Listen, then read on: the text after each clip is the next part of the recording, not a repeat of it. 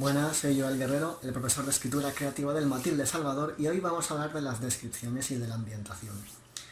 Me fastidia mucho, sobre todo en escritores noveles, ¿no? O pequeños escritores, ver descripciones genéricas. ¿Eso qué quiere decir? Que según el género, pues parece que tiene, si es ciencia ficción, pues en una nave espacial, y la nave espacial es genérica. Si es fantasía, es en un bosque o en un ambiente medieval y es muy genérico todo. Es como... Es para preguntarles, ¿por qué pones a tus personajes en esos ambientes? ¿Por qué los pones en esa habitación? ¿Por qué están fuera? ¿Por qué están dentro?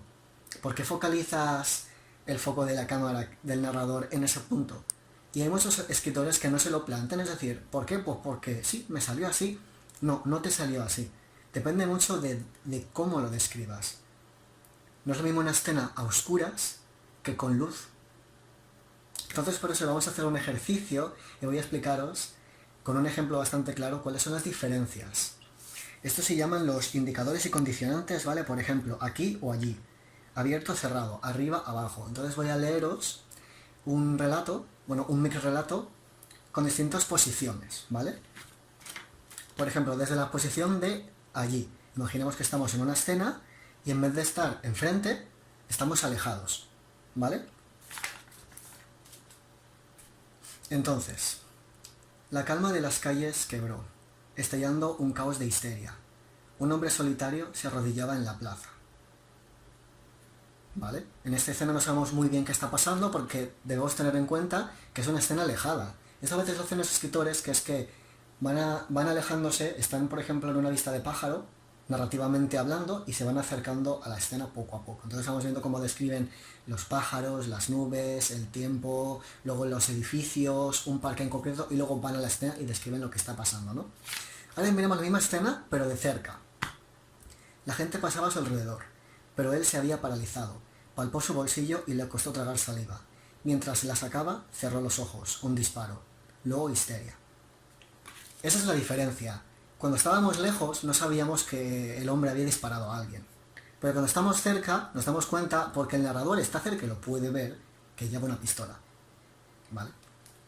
Por eso no es verosímil que si por ejemplo una escena está focalizada en tu protagonista, el protagonista está mirando a kilómetros a distancia, no es verosímil que vea lo que está pasando. Debe ser difusa la imagen, ¿vale? Ahora, esto ha sido en un lugar abierto, ¿vale? Pero imaginemos que es en un lugar cerrado. Los cubiertos alzaban su melodía a las 8:30. Bajo su chaqueta la resguardaba, metálica, fría. Miró a su enemigo, él sonreía. No por mucho tiempo. La quiso sacar, pero el camarero le atendía.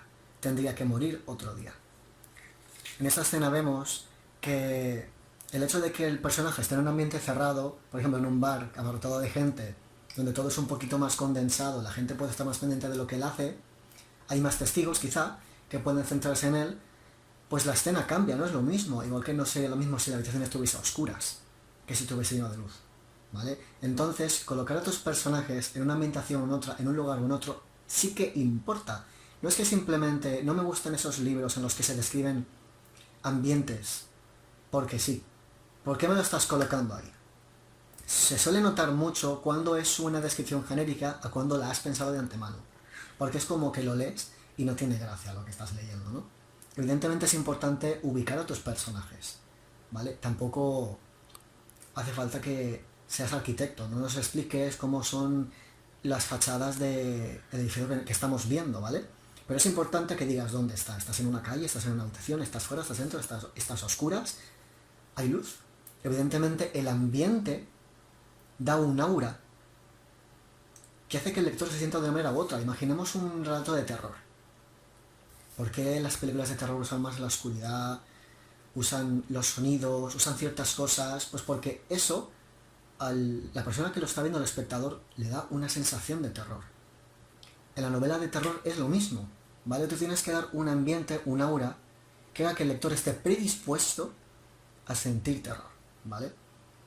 Por eso es tan importante saber cómo describir las escenas, ¿vale? En qué ambiente ponerlo y qué pretensiones tienes con esa escena. Porque muchas veces cuando empiezas a escribir dices, vale, ahora mismo no sé qué voy a escribir, pues vamos a intentarlo. Por eso es importante la revisión para volver atrás y decir, vale, aquí me he equivocado, no tiene nada que ver con lo que yo quería hacer, ¿vale? Así que bueno, descripciones. Estaría bien que escribieseis un micro desde tres puntos de vista distintos, así que a ver qué se os ocurre.